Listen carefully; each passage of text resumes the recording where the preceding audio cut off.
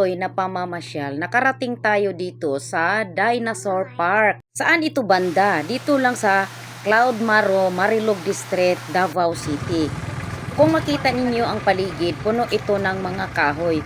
Ito ay kadidevelop pa lang na pasyalan sa kabataan. Sa loob nito ay maraming spring at marami din silang mga dinosaur na artificial para ang mga bata ay malibang.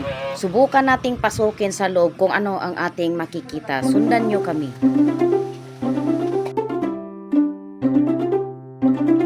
Papasok na kami sa loob at nagbabay-babay pang mga kasama ko. So nakita ninyo may mga busay-busay na dito, may mga tubig na. At talaga namang 100% ito ay gubat. So nakita na natin ang mga napakalaking itlog ng dinosaur pero hindi naman yan totoo. Gawa-gawa lang nila yan, parang isa lang sa mga attraction nila na patunay na mayroon tayong makita dito na dinosaur at ng mga bata ay matuwa at malibang sila habang sumasama sila sa mga matatanda at namamasyal. Andito na guys, tingnan natin at lapitan natin at ang iba namang mga kasama namin ay nagpa-picture sila.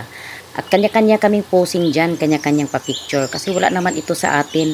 Ito talaga ay tunay na forest talaga. At gusto kong lapitan ang sinasabing dinosaur kasi na-curious lang ako kung ito ba ay matigas. So ayan na guys, parang totoo talaga ang dinosaur. O di ba? Gitouch-touch ko yan kung matigas ba. Talagang malambot. Parang totoo, lalo na nung gumalaw. Kaya pinasakay na namin yung isa namin kasamang bata dahil ayaw naming umuwing luhaan. So ayan na guys, para ding totoo. Nakakatakot din siyang hawakan, parang tunay. Pero wala dito sa pinapasyalan namin yung malaki talaga.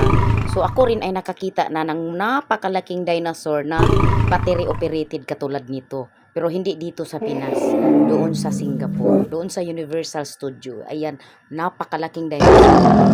Ang malaking dinosaur na magalaw tulad nito at may boses pa na napakalakas ay para talagang totoo at matatakot ka rin kahit alam mo na artificial lang ito.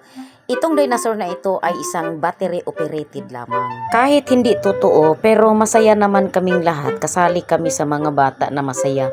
Kaya ang iba naming mga kasamahan dyan ay nagpa-picture din. Nagpa-picture sila kasama ang dinosaur. Meron pa namang isang dinosaur doon sa unahan.